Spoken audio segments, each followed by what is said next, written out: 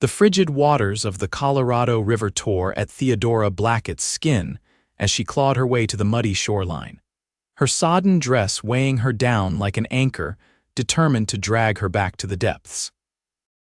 It was April 1875, and the spring melt had turned the normally placid river into a raging torrent that had claimed her wagon, her possessions, and nearly her life.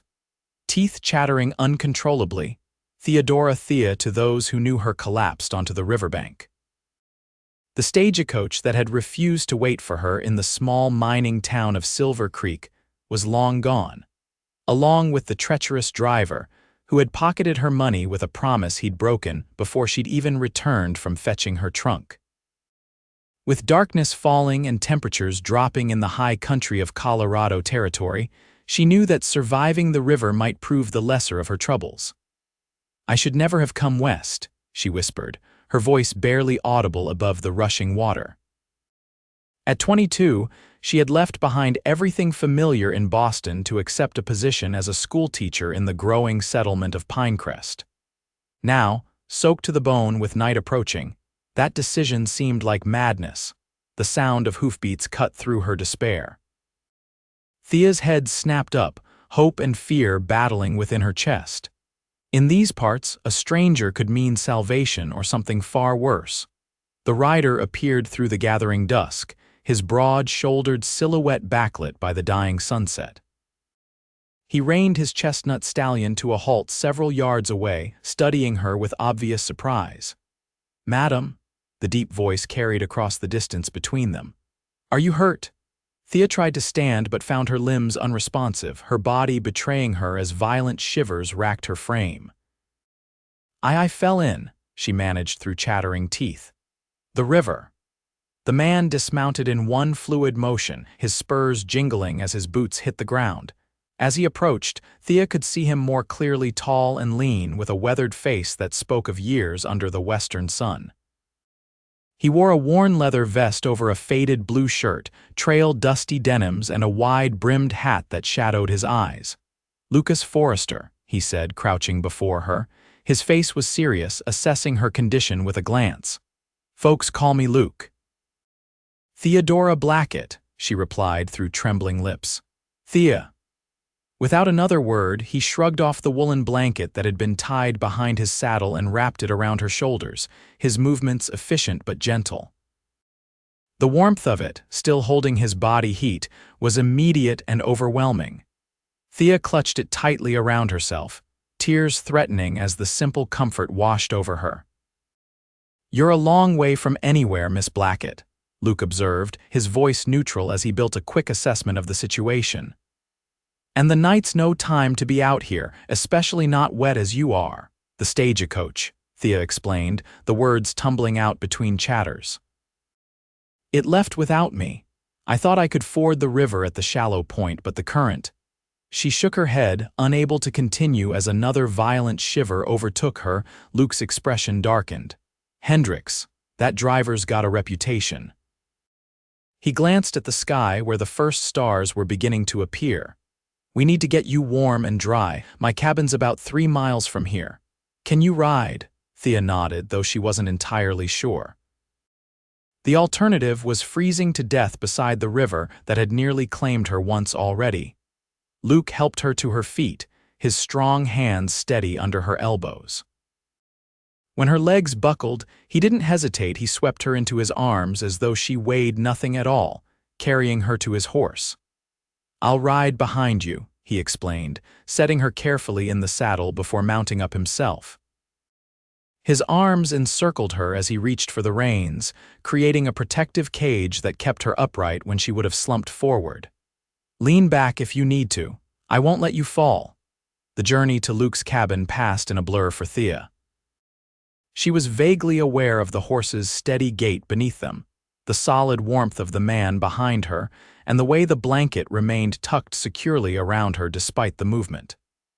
At some point, she found herself leaning heavily against his chest, her head resting against his shoulder. "Almost there," Luke murmured, his breath warm against her ear. "Stay with me, Miss Blackett." The cabin appeared out of the darkness, a sturdy structure built of hand-hewn logs, with a thin ribbon of smoke still rising from its stone chimney. Luke dismounted first, then reached up to help Thea down, supporting her as she found her footing on legs that still felt disconnected from her body.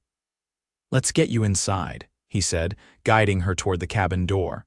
"Fire's probably low, but it won't take much to build it back up." The interior of the cabin was simple but tidy. A stone fireplace dominated one wall, its embers glowing faintly. A narrow bed stood against the opposite wall, covered with a patchwork quilt. A table and 2 chairs occupied the center of the room, while shelves holding provisions lined another wall. It wasn't large, but it was solid and warm and dry. Luke led her to a chair near the fireplace, then immediately set about reviving the fire, adding kindling and small logs until flames leaped up, casting dancing shadows across the cabin walls. Heat began to radiate outward, and Thea leaned toward it like a flower seeking the sun. "You need dry clothes," Luke said, rummaging through a wooden trunk at the foot of his bed. He pulled out a flannel shirt and a pair of woolen trousers. "These will be too big, but they're warm and dry." "I'll step outside while you change. There's a towel there on the hook." He set the clothes beside her, then paused, studying her face. "You're looking a mite better already, but you still need warming up proper. I'll heat some coffee when I come back in." Thea nodded, gratitude swelling in her throat. "Thank you, Mr. Forrester. I don't know what would have happened if you hadn't come along." A shadow crossed his face. "No need to think on that. You're safe now." With a small nod, he stepped outside, pulling the door firmly closed behind him. Thea changed quickly, her fingers still clumsy with cold. The borrowed clothes engulfed her slender frame, but the dry fabric against her skin was a blessing beyond measure. She used the towel to dry her hair as best she could, then wrapped the blanket around her shoulders once more, unwilling to part with its comfort. A soft knock preceded Luke's return. He carried a bucket of water, presumably from a nearby stream or well. "Thought you might be done by now," he said, setting the bucket by the fire to warm. "Coffee'll be ready soon." True to his word, within minutes he had a pot of strong coffee brewing on the small cast iron stove in the corner. He poured a mug for her, adding a generous spoonful of honey before handing it over. "Drink this. The sweet will help with the shock." Thea accepted the mug, wrapping her fingers around its warmth. "I've imposed on your kindness terribly," she said after taking a sip. The hot, sweet liquid seemed to thaw her from the inside out. Luke shook his head as he poured his own coffee. "No imposition.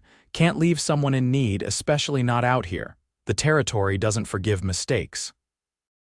"I've made nothing but mistakes since leaving Boston," Thea admitted, staring into her mug. "I came west to take a teaching position in Pinecrest. The school board wrote that they needed someone with proper education to teach their children." Luke settled into the chair across from her. "Pinecrest is a good town, growing fast. They've been trying to get a proper school going for a while now. You know it. I sell horses to some of the ranchers there, do some breaking and training when they need it." He sipped his coffee. "It's about a day's ride from here, maybe less in good weather." Relief flooded through Thea. "Then I'm not hopelessly lost. When the stagecoach left without me, I feared I'd never find my way." "Hendricks took your money and left you stranded," Luke said, his tone making it a statement rather than a question.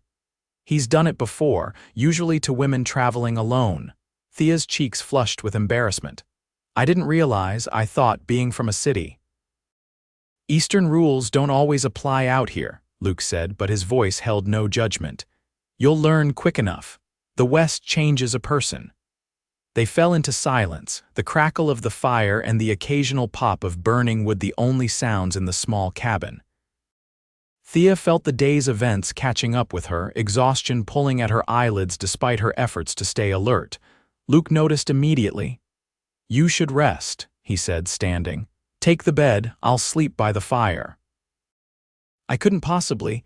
You need proper rest more than I do," he interrupted gently.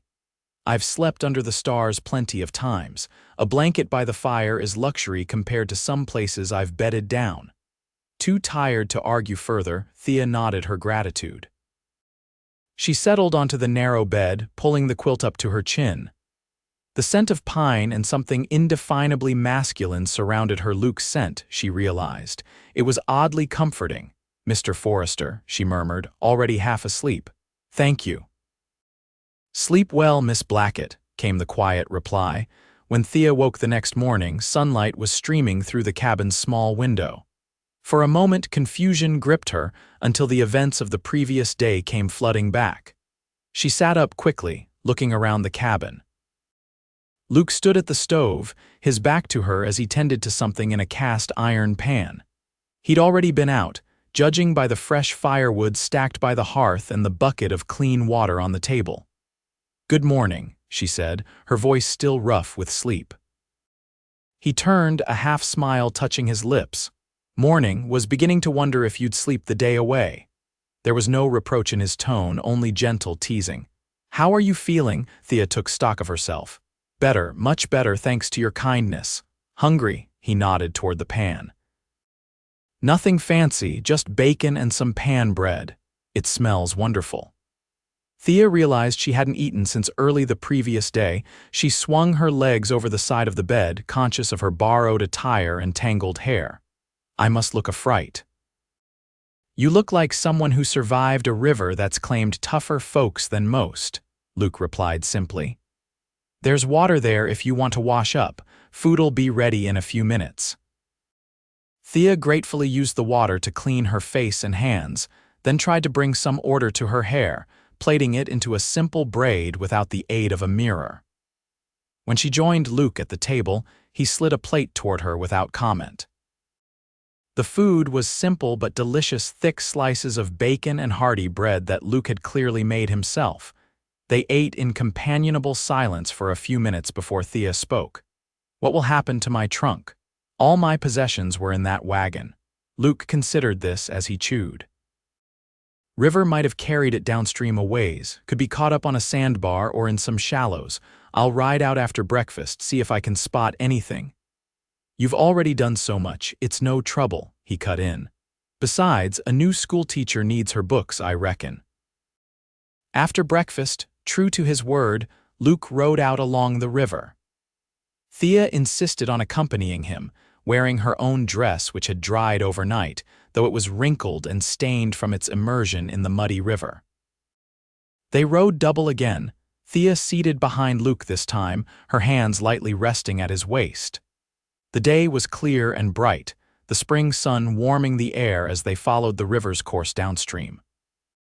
Thea was struck by the wild beauty of the landscape, so different from the ordered streets and manicured gardens of Boston. About a mile downriver, Luke spotted something caught in a tangle of branches near the bank. He reined his horse to a stop. "That looks like it might be part of a wagon wheel," he said, squinting against the sun's glare on the water. "Could be yours." He helped Thea dismount, then approached the riverbank carefully. Sure enough, parts of a wagon were visible, along with several items that had spilled from it, including a leather trunk wedged between two large rocks. "That's mine," Thea exclaimed, hope surging through her. "My trunk." Luke waded into the shallows, the cold water reaching his knees as he worked to free the trunk.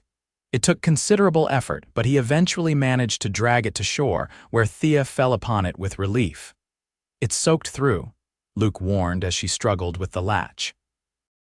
"Contents might be ruined." Thea nodded, acknowledging the possibility as she finally got the trunk open. Many items were indeed water-damaged books with swollen pages, dresses with river mud ground into their fibers, but some things had survived reasonably intact, protected by their position at the center of the tightly packed trunk. "It's not all lost," she said, gratitude in her voice as she pulled out a packet of letters wrapped in oilcloth, miraculously dry. "And I can clean the rest. This is more than I hoped for." Luke helped her sort through the salvageable items, loading them onto his horse. By midday, they had recovered what they could and turned back toward his cabin. "We can dry everything out, see what can be saved," Luke said as they rode. Tomorrow, if you're feeling up to it, we can start for Pinecrest. Should reach it by nightfall if we leave at first light. Thea felt a curious reluctance at the thought. This man, a stranger just yesterday, had shown her more kindness than she had experienced in years. The prospect of continuing her journey, of leaving the unexpected sanctuary of his cabin and his company, left her feeling strangely bereft. "I don't know how to thank you properly," she said, her voice soft against his back. Luke was silent for a moment before replying, "No thanks needed. Anyone would have done the same." But Thea knew that wasn't true. Not everyone would have stopped. Not everyone would have taken in a stranger, given up their bed, ridden out to find her possessions. Luke Forrester was different, a rare kind of man in any part of the country, but especially out here in this harsh frontier. Back at the cabin, they spread her salvaged clothes and books in the sunshine to dry. Luke showed her how to clean the river mud from her fabrics using a mixture of lye soap and sand that was surprisingly effective. As they worked side by side, Thea found herself studying him when he wasn't looking, the strong line of his jaw, the way the sun had burnished his skin to a deep tan, the careful way his hands handled her delicate belongings. "How long have you lived out here alone?" she asked as they hung the last of her dresses on a line Luke had strung between two pine trees. "Going on 5 years," he replied. "Came west after the war, didn't much care for crowds after that. The war between the states." Thea asked carefully, aware that the conflict still provoked strong feelings in many. Luke nodded.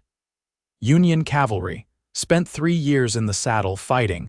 When it ended, I couldn't go back to Pennsylvania. Everything looked different, felt different." He shrugged as if dismissing the memories. "Out here, a man can breathe, make his own way without bumping elbows with neighbors every time he turns around." "Don't you get lonely?" The question seemed to surprise him. He paused in his work, considering it seriously. "Sometimes, but there's towns nearby when I need company. And I've got my horses." A small smile played at the corner of his mouth. "They're better conversation than most folks anyway," Thea laughed, the sound ringing out across the clearing. "I can believe that. Some of my students back in Boston were certainly less attentive than a good horse would be." As the afternoon progressed, they fell into an easy rhythm together. Luke showed her the small corral behind his cabin where he kept his horses, 3 fine animals besides his own mount. He explained how he broke and trained them for ranchers across the territory, his reputation for gentle but effective methods bringing him steady work. "The secret is patience," he told her as he demonstrated how he approached a spirited young mare. "Most men try to break a horse's spirit. I just want to show them we can work together." Thea watched, fascinated, as the initially nervous horse gradually accepted Luke's presence, eventually allowing him to stroke her neck. There was something mesmerizing about seeing this strong, capable man use such gentle patience with the animal. "You have a gift," she observed. Luke shook his head, modest. "Just experience and respect. Animals know when you respect them." "People too, I think," Thea replied softly. Their eyes met across the corral, and something unspoken passed between them, a moment of recognition, of connection that transcended their brief acquaintance. Luke was the first to look away, turning his attention back to the horse with a slight flush visible above his beard. That evening, they shared another simple meal, this time with Thea insisting on helping with the preparation. Her cooking skills were limited. Boston society had not prepared her for frontier kitchens, but Luke showed her how to make a hearty stew from dried beef and vegetables from his small root cellar. "Not bad for your first Western meal," he said approvingly as they ate. "You're a quick study, Miss Blackett." "Thea, please," she corrected him. "After all we've been through, I think formalities seem rather silly." He nodded, a smile touching his eyes. "Thea it is then, and I'm Luke." "Luke," she repeated, liking the way his name felt on her tongue. "Tell me about Pinecrest. What should I expect?" Luke described the growing settlement, the main street with its general store, a Sayer's office and saloon, the church that doubled as a meeting hall, the scattered ranches surrounding the town proper. The school, he explained, was a new building, constructed just last fall by the townspeople who had pooled their resources to provide education for their children. They're good people mostly, he assured her. Hard-working.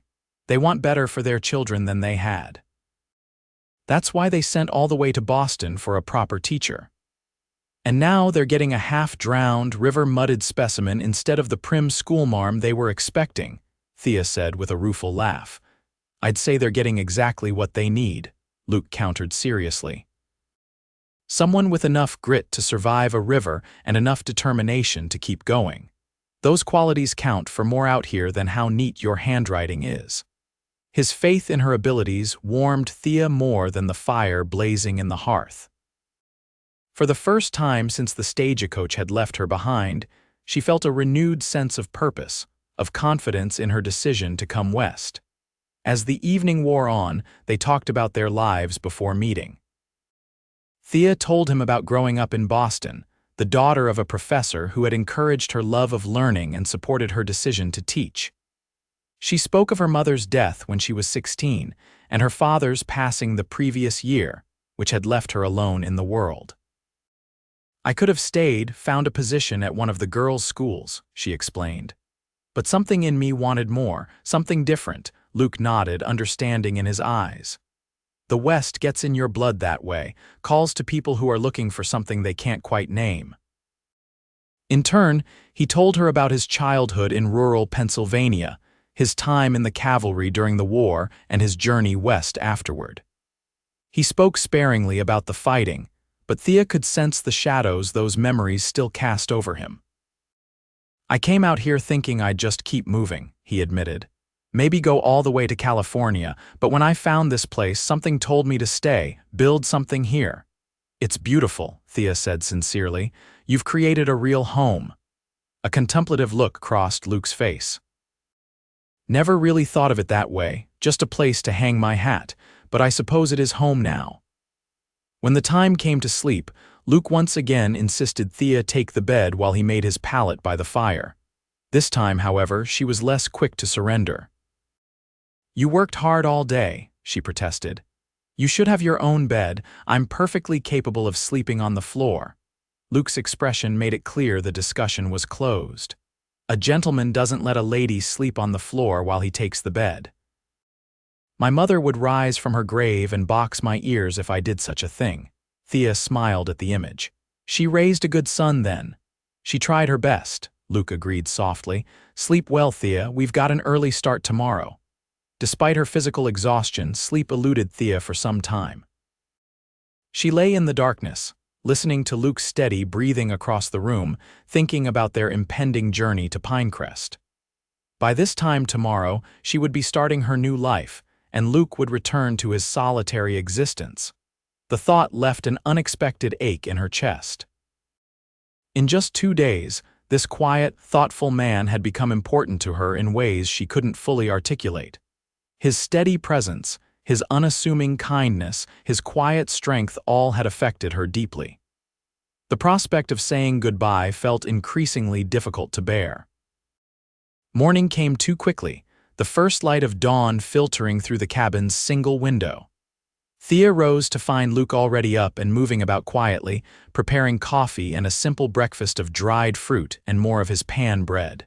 Sleep well, he asked, pushing a mug of steaming coffee toward her as she joined him at the table. Well enough, she lied, not wanting to admit that thoughts of him had kept her awake. Are we still planning to leave early? Luke nodded. Best to get a good start. It's a long ride to Pinecrest, and I'd like to get you there before dark. They ate quickly, then set about packing Thea's recovered possessions. Her trunk, though damaged, was still serviceable enough to transport her belongings. Luke secured it to a pack horse, one of the gentler animals from his small herd. She'll follow along behind my stallion without any fuss, he explained as he adjusted the ropes. Follows him everywhere anyway. The morning was crisp and clear as they set out, with Thea once again riding behind Luke.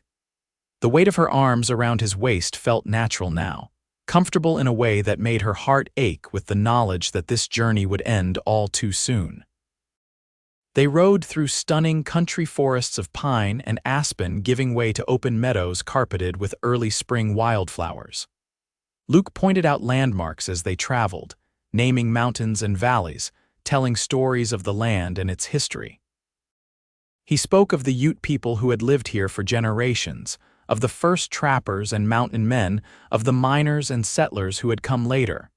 "It's changing fast," he said as they paused to rest the horses beside a clear stream around midday. 10 years ago, this was all wilderness. Now there's towns and ranches springing up everywhere. "Does that bother you?" Thea asked, watching him as he knelt by the stream, refilling their canteens. Luke considered the question seriously. "Sometimes. I came out here for the space, the freedom. But I understand why people want to make a life here." He straightened up, looking out across the landscape. "It's a good place to build something that matters."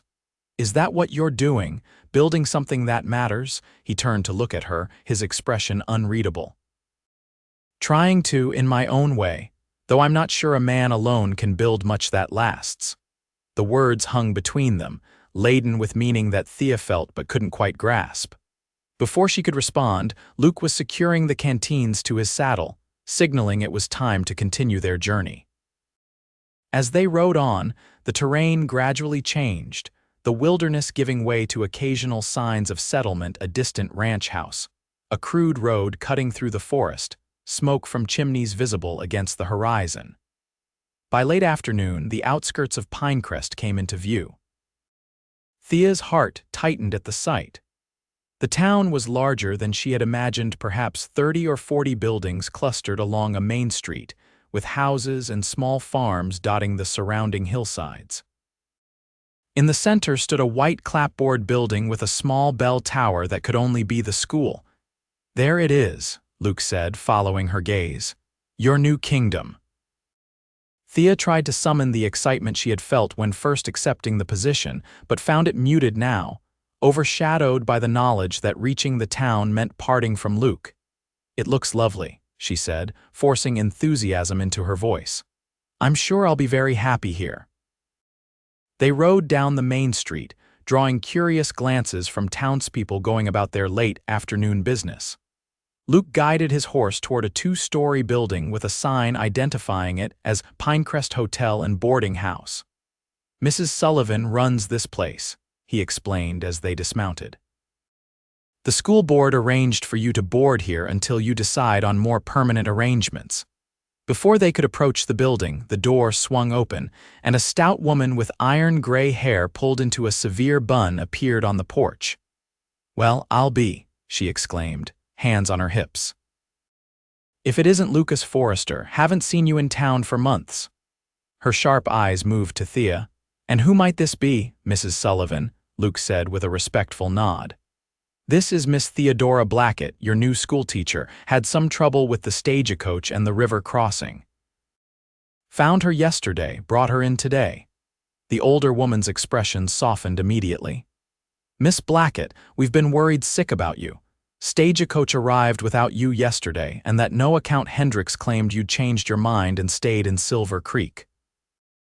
She descended the steps, extending a work-worn hand to Thea. "Margaret Sullivan, welcome to Pinecrest, dear." Thea shook the offered hand, warmed by the genuine welcome in the woman's voice. "Thank you, Mrs. Sullivan. I'm sorry to have caused concern. If not for Mr. Forrester, I might not have made it here at all." Mrs. Sullivan looked between them, a knowing gleam in her eye. "Is that so? Well, Luke's always been one to help a soul in need, though he doesn't come to town often enough for my liking." She gestured toward the hotel. "Come on in, both of you. You must be tired from your journey, and I've got stew on the stove and fresh bread just out of the oven." Luke began to demur. "I should really be getting back." "Nonsense," Mrs. Sullivan cut him off. "It'll be dark soon, and you're not riding all the way back to that cabin of yours without a proper meal in your belly. Besides, the school board will want to meet Miss Blackett, and you should be there to tell them how you rescued her." Her tone brooked no argument, and even Luke seemed unwilling to challenge her authority. With a slight smile and shrug to Thea, he followed Mrs. Sullivan into the hotel, leading Thea with a gentle hand at the small of her back. The interior of the hotel was clean and comfortable, if modest. A sitting room opened off the entryway, furnished with several well-worn but polished chairs and a small sofa. Beyond that, a dining room with 3 large tables suggested the establishment served meals to more than just its residents. "I've got your room already upstairs, Miss Blackett," Mrs. Sullivan said as she led them through to the kitchen at the back of the house. "Luke, be a dear and bring in the lady's trunk, won't you? Billy can see to your horses." She stuck her head out the back door and called to someone outside, then turned back to bustle around the kitchen, ladling stew into bowls and cutting thick slices from a loaf of bread still steaming from the oven. "Sit, sit," she commanded, placing the food on a small table in the corner of the kitchen. "Eat while it's hot. I'll send word to the school board that you've arrived safely. They'll be relieved, I can tell you." School's set to start in 3 days, and they were in a proper state thinking they'd have to find another teacher at the last minute. Thea and Luke sat as directed, the rich aroma of the stew making Thea realize how hungry she was after their long ride. Mrs. Sullivan continued to talk as she moved around the kitchen, filling in the gaps of conversation with local news and gossip, requiring little input from either of them. When a gangly boy of about 15 appeared at the back door, Mrs. Sullivan sent him off with messages for the school board members. "That's Billy, my sister's boy," she explained. "He helps around here in exchange for room and board while he finishes his schooling. You'll have him in your class, Miss Blackett." The meal was delicious, far superior to Thea and Luke's amateur cooking efforts at the cabin. As they ate, Thea was acutely aware of Luke beside her, of the comfortable silence between them that contrasted with Mrs. Sullivan's constant chatter. Occasionally their eyes would meet, and something unspoken would pass between them, a private understanding that felt both new and strangely familiar. Before they had finished eating, the first of the school board members began to arrive. Mr. Thompson, the general store owner, was a round, jovial man with an impressive mustache. Mr. Davies, who ran the local sawmill, was tall and serious, with thoughtful eyes and a firm handshake. They were soon joined by Mrs. Winters, a rancher's wife who served as the board secretary, and Reverend Porter, whose church doubled as a meeting hall on weekdays.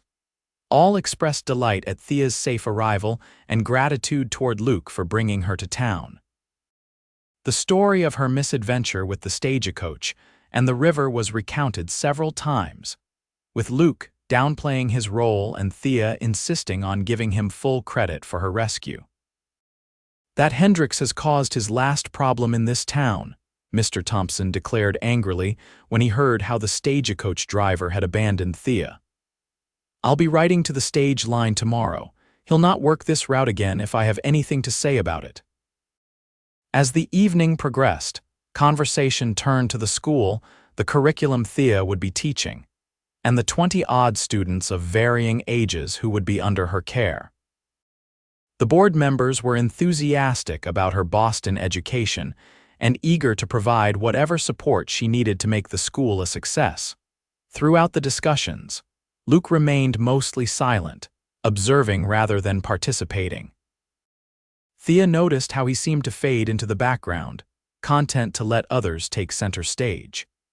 Yet whenever she looked his way, she found his eyes already on her, watching with quiet approval as she handled the board's questions with confidence and poise. Eventually, Mrs. Sullivan declared it was getting late. "Miss Blackett has had a trying couple of days," she announced, rising from her chair. "Time we let her get some rest. You gentlemen can continue your planning tomorrow after she's had a good night's sleep." The board members took the hint, offering final welcomes and promises to return the next day before taking their leave. As they filed out, Thea realized with a pang that Luke would be leaving too, returning to his solitary cabin in the wilderness. "You'll stay the night, of course, Luke," Mrs. Sullivan said, as if reading Thea's thoughts.